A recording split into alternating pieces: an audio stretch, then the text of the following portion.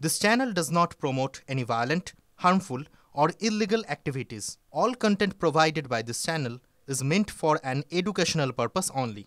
Cancer Healer Center, a new beginning.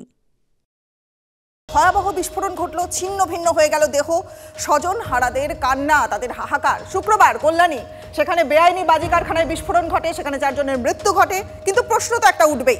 মুখ্যমন্ত্রী তিনি প্রতিশ্রুতি দিয়েছিলেন যে আতশবাজির ক্লাস্টার তৈরি হবে, কিন্তু সেটা কোথায়?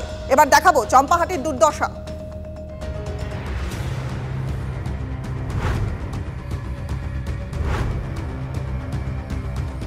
হ্যাঁ, এখানেই বাজির ক্লাস্টার তৈরি হওয়ার কথা। জনবহুল এলাকা থেকে দূরে, হারাল বাজি বাজার থেকে 1.5 কিলোমিটার দূরে বেগমপুর মৌজায় বাজি ক্লাস্টার তৈরির জন্য 25 বিঘা জমি বছর 4 আগে রাজ্য সরকারকে দান করে আতশবাজি ব্যবসায়ী সমিতি। আরও 4 বিঘা জমি দেওয়া হয়েছে বাজি রাখার স্টোর রুমের জন্য। তাছাড়া রাস্তার একেবারে পাশে 28 কাঠা জমি দেওয়া হয়েছে দমকল কেন্দ্র করার জন্য। কিন্তু কোথায় কি ক্লাস্টার তৈরি হয়নি আজও, অথচ মুখ্যমন্ত্রী তো ঘোষণা করেছিলেন যেখানে যেখানে ইললিগাল বাজি কারখানা আছে আমরা নিজেরা গভর্নমেন্ট থেকে আমরা বাজি কারখানা তৈরি করবার ক্লাস্টার তৈরি করব। মুখ্যমন্ত্রীর ঘোষণার পরেও কেন ক্লাস্টার তৈরি নিয়ে এত গা ছাড়া মনোভাব প্রশাসনের? বেশি দিন নয়, গত 28শে ডিসেম্বর চম্পাহাটির হারালে বাজি ব্যবসায়ী পিন্টু মণ্ডলের বাড়িতে বিস্ফোরণে 2 শ্রমিকের মৃত্যু হয়। বিস্ফোরণ মৃত্যু এই ছবি তো এলাকাবাসীর কাছে নতুন নয়। চম্পাহাটি বেগমপুর গ্রাম পঞ্চায়েত এলাকায় দীর্ঘদিন ধরেই বাজি তৈরি কার্যত কুটির শিল্পে পরিণত হয়েছে। পেটের তাগিদে নিয়মের তোয়াক্কা না করেই প্রাণকে বাজি রেখে ঘরে ঘরে বাজি তৈরি করছেন হাজার হাজার মানুষ। বিপজ্জনক জেনেও বছরের পর বছর ঝুঁকি নিয়েই বাজি তৈরি করছেন। এই তো হয়, ওদের কারখানা ছোট মোটো কারখানা আছে, ওখানে ওরা করে। মাঝে মধ্যেই তো দুর্ঘটনা ঘটে, ভালো ঘটে, মাঝে মাঝে মরে। তা তো সত্যি, বাড়ি বা করবেই কেন, আর জনবসতি করবে কেন? বাজির ক্লাস্টার তৈরি হলে নিরাপদ হতে পারত জীবন জীবিকা, কিন্তু সেখানে এখনো তো ফাঁকা জমি ছাড়া আর কিছুই নেই। 1 বছর হতে চলল, আজ পর্যন্ত সেই কাজে কোনো অগ্রগতি হয়নি, শুধুমাত্র সয়েল টেস্টটুকু হয়েছে।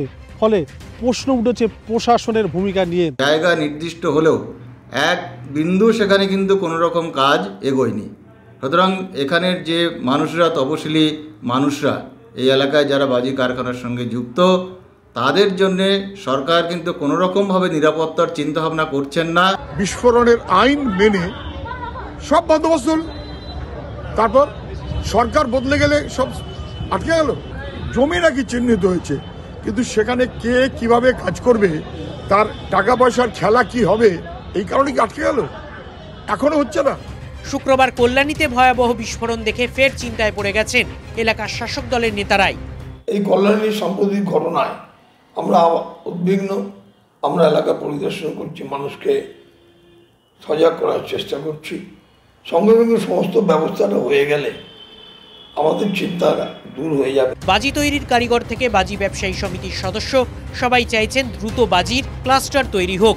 এটা নিলে খুবই সুবিধা হবে, তাহলে এরকম আর আমাদের পরিস্থিতির মধ্যে পড়তে হবে না, দুর্ঘটনা বা এই পরিস্থিতির মধ্যে আমাদের আসতে হবে না। তো বললেই জমি পাওয়া যায়, সেই জমিগুলো অ্যাকোয়ার্ড করার ব্যাপার আছে, রাস্তাঘাটের ব্যাপার আছে, উন্নয়নের ব্যাপার আছে, সে তো কিছুটা সময় লাগবে, সে তারই আসার জন্য আমরাও তাকিয়ে রয়েছি। আমাদের চম্পাহাটি প্রায় 5000 মানুষ এই ব্যবসার উপর আছে, যারা তৈরি করে আর কি হাতে কলমে, তারা সবাই ওখানে গিয়ে কাজ করতে পারে। হচ্ছে হবে করে তো বছর কেটে গেল, দুর্ঘটনার তালিকায় জুড়ে গেল কল্যাণীর নাম, কিন্তু বাজির ব্যবসায়ী থেকে কারিগররা সেই তিমিরেই পড়ে রয়েছেন।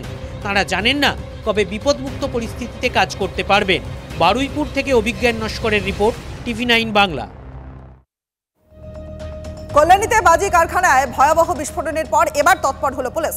একযোগে একাধিক জায়গায় তল্লাশি অভিযান চালালো পুলিশ। আটক করা হয়েছে একজনকে। কাল রাতে হালি শহরের 3 নম্বর ওয়ার্ডে দেবু খান নামে এক ব্যক্তির বাড়িতে তল্লাশি চালায় পুলিশ। তল্লাশিতে 3 কুইন্টাল নিষিদ্ধ শব্দবাজির মশলা উদ্ধার করলো ব্যারাকপুর পুলিশ কমিশনারেট এবং হালি শহর থানার পুলিশ।